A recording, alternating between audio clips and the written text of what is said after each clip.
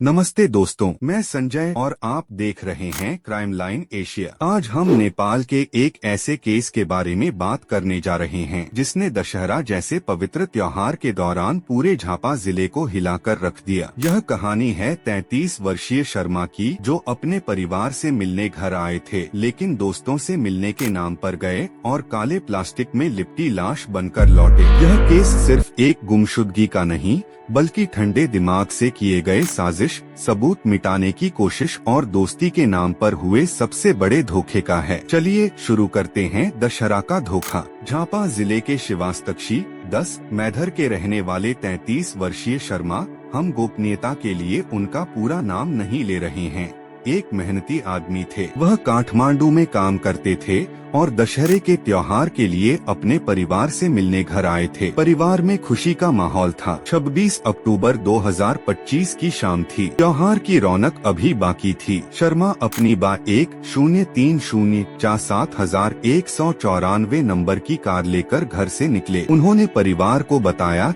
कि वह अपने दोस्तों से मिलने जा रहे हैं, लेकिन वह वापस नहीं लौटे। जब देर रात तक शर्मा का फोन बंद आया और उनका कोई पता नहीं चला तो परिवार घबरा गया।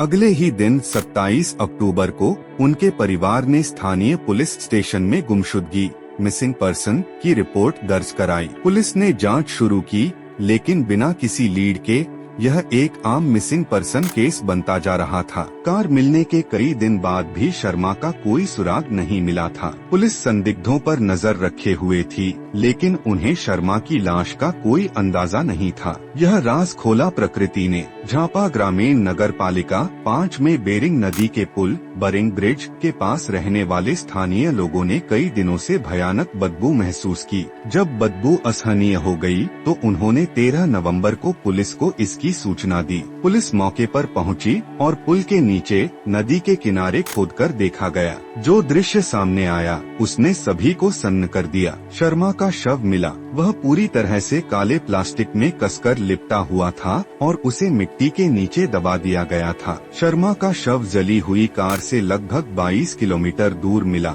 जिसने साजिश की गहराई को साबित किया। शव की स्थिति पुलिस के अनुसार शव पर बाहरी चोट के कोई निशान नहीं थे। डीएसपी खगेंद्र बहादुर खड़का ने कहा, बाहरी चोटें नहीं हैं, लेकिन आंतरिक घाव हो सकते हैं। मौत के कारण का पता अभी नहीं चल सका है। पोस्टमार्टम रिपोर्ट और आगे की जांच से ही मृत्यु का कारण पता चलेगा। शव को धरान के बीपी कोइराला स्वास्थ्य विज्ञान संस्थान BP Koirala institute of health sciences भेजा गया। शव मिलते ही पुलिस ने अपनी जांच की दिशा पूरी तरह से मोड़ दी। उन्होंने उन सभी लोगों पर ध्यान केंद्रित किया जिनसे शर्मा 26 अक्टूबर को मिलने गए थे। पुलिस ने कुछ ही समय में मुख्य संदिग्धों को गिरफ्तार कर लिया। मीडिया रिपोर्ट्स के अनुसार गिरफ्तार किए गए लोगों में से एक का नाम सुनील शाह था, जिसके घर पर बाद में स्थानीय लोगों ने तोड़फोड़ भी की। गिरफ्तारी के बाद जो खुलासे हुए वह चौंकाने वाले थे। जले हुए हाथ का सुराग गिरफ्तार संदिग्धों में से एक के हाथ पर जलने के निशान थे। पुलिस को संदेह है कि यह निशान शर्मा की कार को आग लगाते समय लगा था। दागदार अतीत एक संदिग्ध का पूर्व आपराधिक रिकॉर्ड था, जिसमें मोटरसाइकिल चोरी और ड्रग्स नशीले पदार्थ से जुड़े मामले शामिल थे।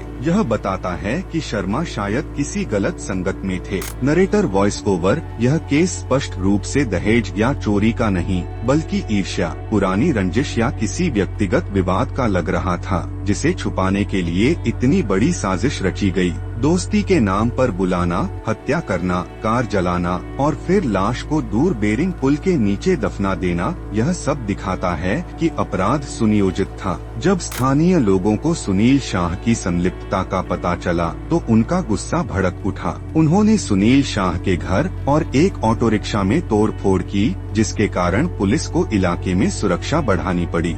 आज यह स्पष्ट है कि सरोज शर्मा का अंत किसी दुर्घटना या अचानक हुई घटना से नहीं हुआ, बल्कि यह ठंडे दिमाग से रची गई साजिश का परिणाम था, जिसकी जड़ें लालच और धोखे में थीं। यह केस हमें कई कठोर सच्चाइयाँ दिखाता है। दोषियों का साहस। नेपाल में अपराधी अब सिर्फ हत्या नहीं कर रहे, बल्कि कार जलाकर, शव को दफनाकर और अपने ही मामा भांजे के रिश्ते का इस्तेमाल करके सबूत मिटाने और कानून को चकमा देने की कोशिश कर रहे हैं। विश्वास का खतरा। त्योहारों के माहौल में जब एक व्यक्ति अपने घर आता है तो वह सबसे ज्यादा सुरक्षित महसूस करता है, लेकिन यहाँ उसे सबसे भरोसेमंद रिश्तों के धोखे का शिकार होना पड़ा। शर्मा के परिवार को न्याय तभी मिलेगा जब पुलिस न सिर्फ हत्यारों को सजा दिलाएगी बल्कि इस साजिश के पीछे के पूरे नेटवर्क और असली मोटिव को भी उजागर करेगी। आपकी राय जानने के लिए हमने जो सवाल उठाए थे उसके बाद जांच में बड़ा खुलासा हुआ है। पुलिस ने सरोज शर्मा के मामा सुनील साह और भांजे राहुल साह को गिरफ्तार कर लिया है। उन्होंने सस्ते सोने के लालच में सरोज को बुलाकर हथौड़े से वार कर हत्या करने की बात कबूल की है। उनके खिलाफ अपहरण, बंधक बनाने और हत्या का मामला दर्ज किया गया है।